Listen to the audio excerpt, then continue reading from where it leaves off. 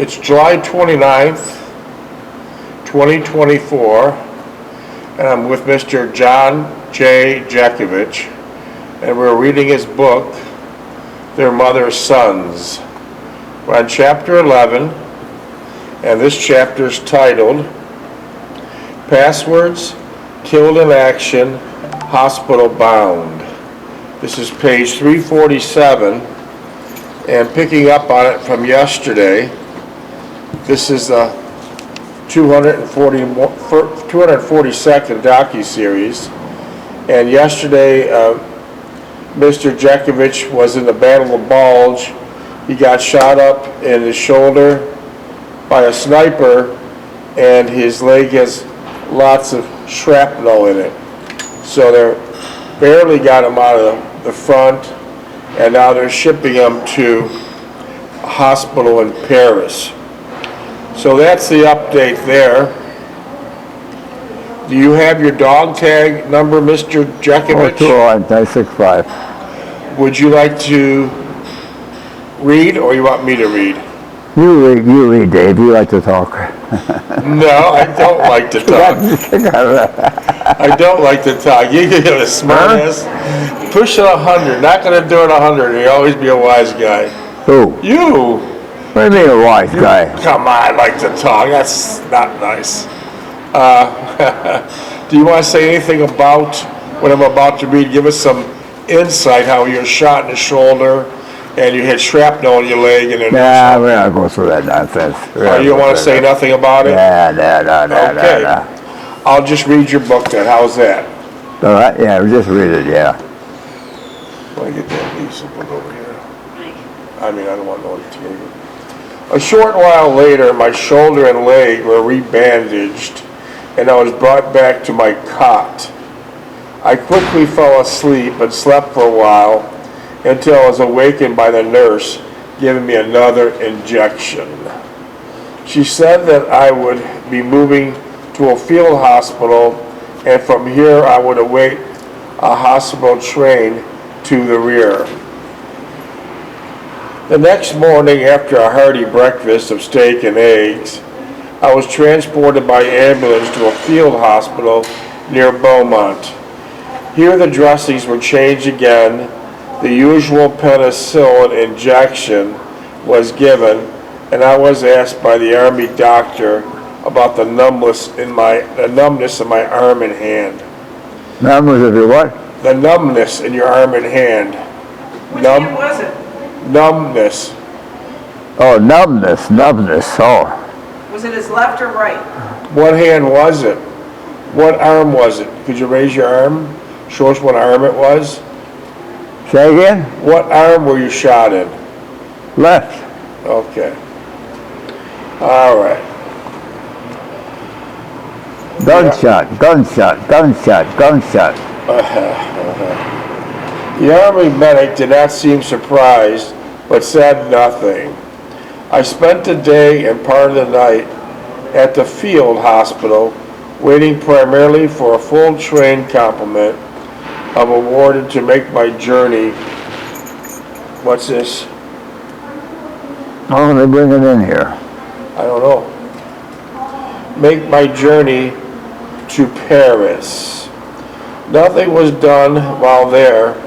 There were nothing probing operations or x-rays, just routine penicillin injections every 4 hours, and the dressings changed several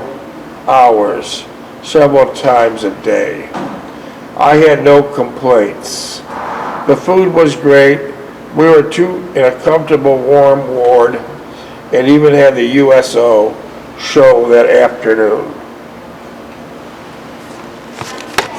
At 300 hours, we were loaded on the hospital train, and shortly thereafter, we're on our way to Paris. A brunette nurse in the Army green coveralls came by me to administer the penicillin and informed us we're on our way to Paris and should arrive there in about 24 hours. The rumble and the motion of the train reminded me of the train back ride back to Owensboro from furlough. The nurse, sometimes accompanied by a doctor, came through every 4 hours to give us our shots, not even waiting till we're fully awake. As the train rumbled on through the small towns and villages, its screeching whistle signaling it coming to the crossing at the road, I thought of Leip and how many times I had ignored him. I felt bad as I thought of those many times. But the thought of his death made it even more apprehensible. I could picture how his parents would react to the news, as they were very close to him. I then thought of how my mother would take the telegram of me being wounded. She probably got it several days ago. I then thought of Ann and Jean and the fact they would never know whatever happened to me. I would be just like Fink and his girlfriend of Haverford West. She would never know what became of him. I had not written to either Jean or Anne since arriving in France. Somehow during the last few weeks I've come to the decision that I never would. I came as a no surprise to me, my desire not to write. It seemed that it was the only answer to the dilemma of having been wrestling with these past months.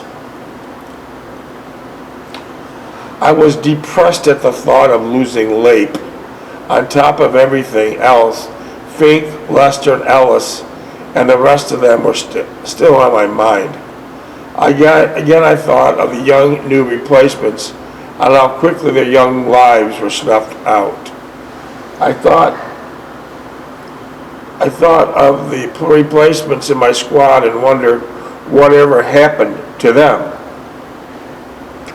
My thoughts went out to the riflemen pinned down in the open field with no relief in sight, suffering the extreme cold and a thought of dying. The motion of the train ultimately put me to sleep, but it was disturbed sleep, interrupted by penicillin injections and visions of Leip laying there with his glasses dangling from only one ear.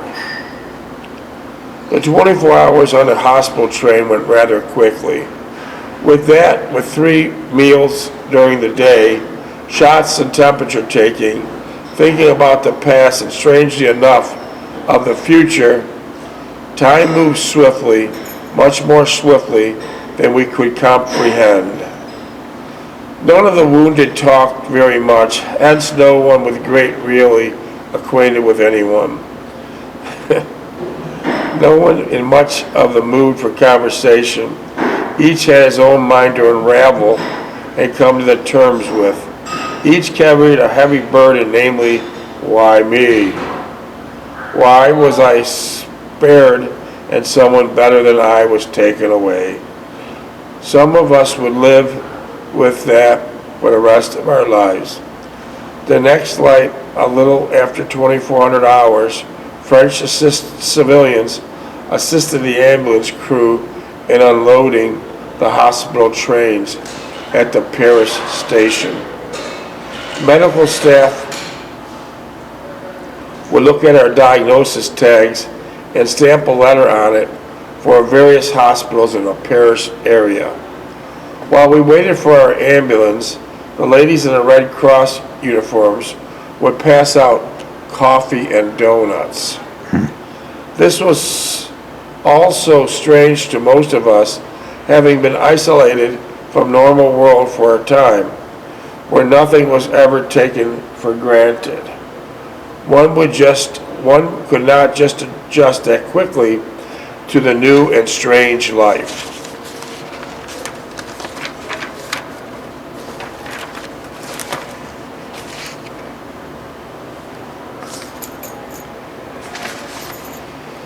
Okay, that was the end of chapter 12, and now we're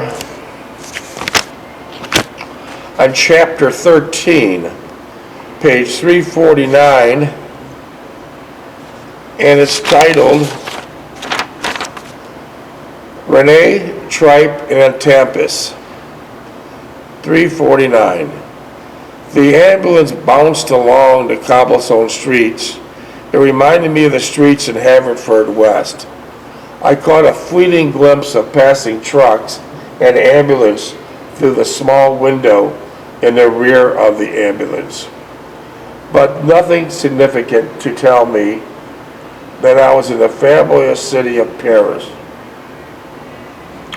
Frankly, I was not too impressed in being here and was more taken with the ideas of how well the Army was taking care of us, contrary to my experience had been up to now. The convoy of ambulances stopped in a schoolhouse courtyard. A squad of medical corpsmen came running out to unload the stretchers and place them in a glass enclosed entrance. Could you tell me a minute? I gotta show you something here. How many minutes? 18. See, 3:52. Can I give you this? You can pick up from 3:52 on. Uh-huh.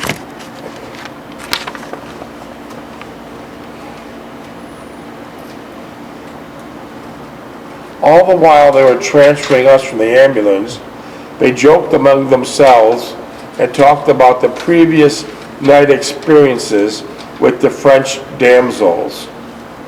All the while they were oblivious to the human cargo they were confronted with. I thought as they carried me to the stretcher, they displayed a typical rear echelon attitude. There was no war for them. The medical officers came and checked out our diagnosis tags and marked their number on them. Another crew began to transport the stretchers, with the officer had examined up our flight of stone steps to the ward indicated.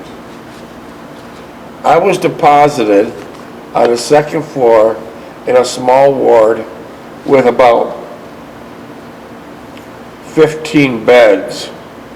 As they tucked me into the bed, the clean white sheets and a soft, springy mattress were an entirely new experience for me. I ran my hand around the crisp white sheets, touching their softness. It was the first bed. Thank you. It was the first bed I had slept in since I'm leaving Breckenridge. Minutes? 17. A small, pretty blonde Army nurse gave me an injection and asked me how I was doing. I smiled and said I'm doing just fine. She said that we would be getting some breakfast shortly and passed out some Stars and Stripes magazine. Did you enjoy reading the Stars and Stripes magazines? Yeah. Have you seen any Stars and Stripes magazines in a while? They got them, you probably get them in burials there. Okay. So that was an interesting magazine to read, right? Yeah. And with some paperbacks. It was then I read in the Stars and Stripes for the first time that the Allies were in a life and death struggle with Germany, with everyone calling it the Battle of the Bulge. That's the first time you ever heard what your battle was in, right? Yeah. The Battle of the Bulge. The small map that was illustrated was most interesting, and most of the places mentioned were familiar to me. Some of the other men in the ward were jovial, almost to the point of bragging to the nurses about their combat exploits. I found out as I listened to them, that was the ones doing most talking and bragging were the rear echelon, artillery, quartermasters, or ordnance. The airborne and infantry soldiers were not doing so much talking, but were just lying there trying to collect their emotions and wondering when they'd be wondering when they're going back up. I too thought of the prospect. I knew that they would not keep us here too long, but turn us around as quickly as possible.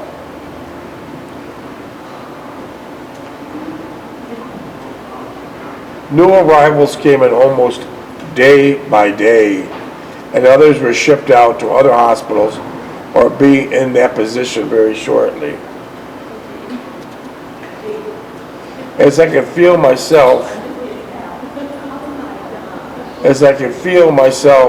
getting stronger each day passing by, I did not relish going back. I was in the 194th General Hospital on Boulevard Marat near the South St. Cloud. We were classified each day by the ward surgeon according to the progress of our wounds had made. Patients in class, I would go back to duty immediately. Patients in class 1 would go back to the front line immediately. Class 2 patients were assigned to convalescent hospital on the continent. Class 3 patients to a general hospital in England. And class 4 cases were required a minimum of 6-month treatment and then transported to a zone of the interior of the United States. I was class 2. The first day at the hospital, my wounds were examined in the operating room, following several days later by suturing. 10 days later, the sutures were removed, provided by the continuation of the penicillin injections. In that 10-day interval, I went back to the operating table twice, not counting the initial examination. I went back to relieve a pinched nerve in my arm and remove most of the shrapnel from the fatty tissue of my leg.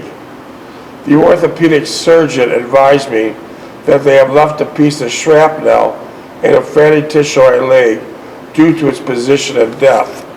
About how big do you think this piece of shrapnel in your leg is? About half of this fingernail. What do you think it could have been? A nail? Huh? Or what do you think it could have been? A nail or a piece of steel? What do you think it was? Piece of metal. Just like scrap metal. Yeah. They put in a bomb and blow it over everyone's head. Anything they throw in those things. What a horrible thing. Does it still bother you today? Hell, I've had it for 50 years. I got used to it. You did? Okay. Would you like a drink? No. All right, I'll continue reading. The fatty tissue of my leg, due to its position and depth. He also reiterated that another inch I would have lost my manliness. The numbness in my arm and hand was relieved, and I never experienced any after I was able to walk for the second week, although weekly at first with a decided limp. 11 minutes. After the second week, we were afforded afternoon passes to Paris. I did some sightseeing, the usual places. Cathedral of Notre Dame, Eiffel Tower, U.S. military cemetery. Who was taking you around? I guess you had to go on your own. The second week, you were able to walk with a limp. So after the second week, we were afforded afternoon passes to Paris. You went to the usual places, Cathedral of Notre Dame, Eiffel Tower, and the U.S. military cemetery. It's amazing that the Eiffel Tower wasn't bombed during the World War. It's just absolutely amazing.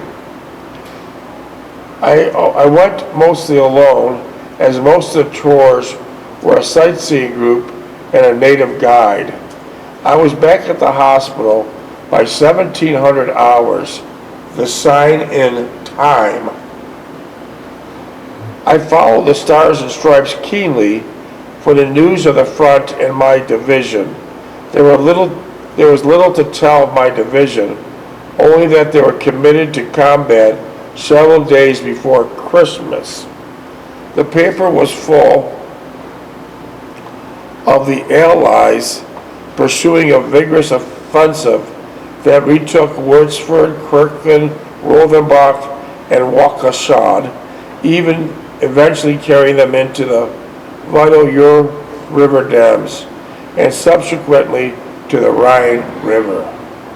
I was recuperating as expected, with no side effects, but still on medication and penicillin injections.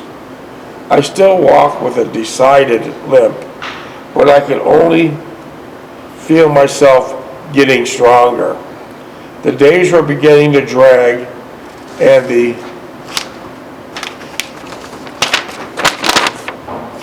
the clamor of Paris just did not appeal to me. So you didn't like Paris, huh? Right? You didn't like Paris? No, well, no, it was all right. Depending where you went to in Paris. Here, John, you want candy? You want some candy? No, thanks. I was thankful for the respite from the war, but I felt I needed something more to occupy myself with besides the trips to Paris and wandering about the hospital grounds. I found a little park just outside the entrance of the hospital. I would go frequently and watch the young boys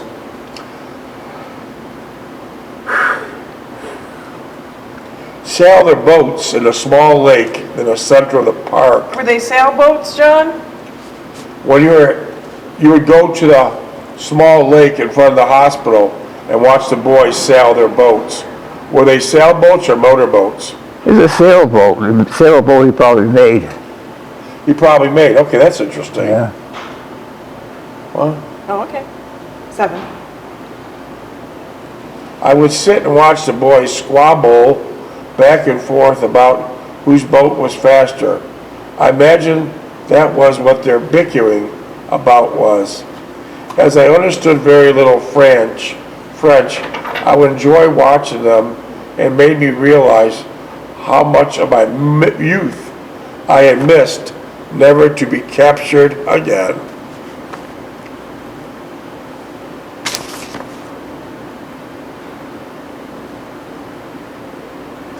One day, one of the boys came up to me and wanted something on his sailboat adjusted and untangled. It was unlooped string that controlled one of the sails. It was a simple problem that anyone could have fixed, but he was overjoyed at my success of correcting the problem. He ran back and told his companions. They all turned around towards me and bowed graciously. I was touched by their gratitude and waved back to them. All the while I was adjusting the string on the sail, the younger boys, there was a young woman watching them and smiling as I worked on the sail. She came forward and motioned if she could sit down on a bench. I nodded and she sat down. She spoke some in English and inquired if I was from the hospital across the park. I nodded yes, and she smiled sympathetically. For a moment there was no further communication, but we just sat there and watched and listened to the boys with their sailboats. Every now and then I would steal a glance in her direction. She had crossed her legs and her skirt was a little above her knee, accenting her beautiful formed legs. She was tall and slender built, and from what I could observe, a beautiful figure of a woman. She had deep black hair which touched her shoulders. Her mouth and lips were well formed and alluring. and her nose was right proportioned to the rest of her face. Her eyes were dark and penetrating, which gave out a certain warmth and cordial appearance. When she spoke, her mouth would form a sensual pattern with the words and sound.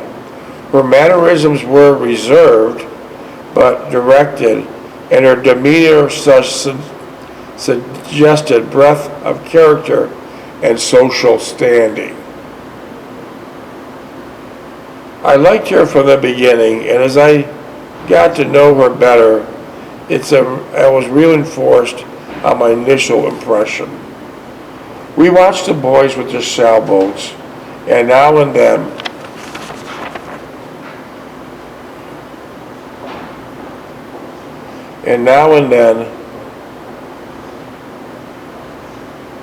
we watched the boys with their sailboats, and now and then would remark about something they were doing or saying. She would translate into English and what they're saying and gestured as I pointed. Okay. 3 minutes. I saw her hands, which were well shaped, and her fingers were long and slender, with well manicured nails.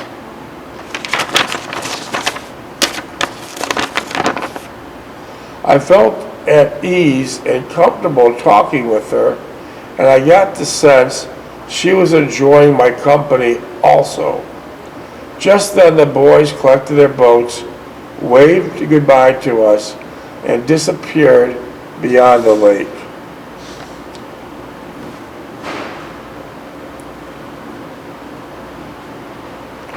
We smiled at each other,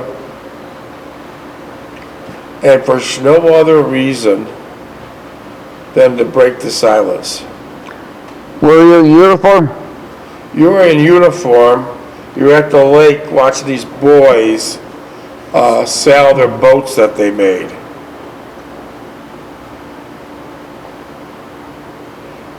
We sat for a while longer, laughing and talking about a little inconsequential topics, but mostly enjoying our conversation and each other. As the sun started to go down, she stated she had to go, and we both got up for the bench. And she stood next to me, and I noticed that she was a bit shorter than I, but nevertheless a stunning figure of grace and charm. Oh boy, oh boy, oh boy. As we started to walk,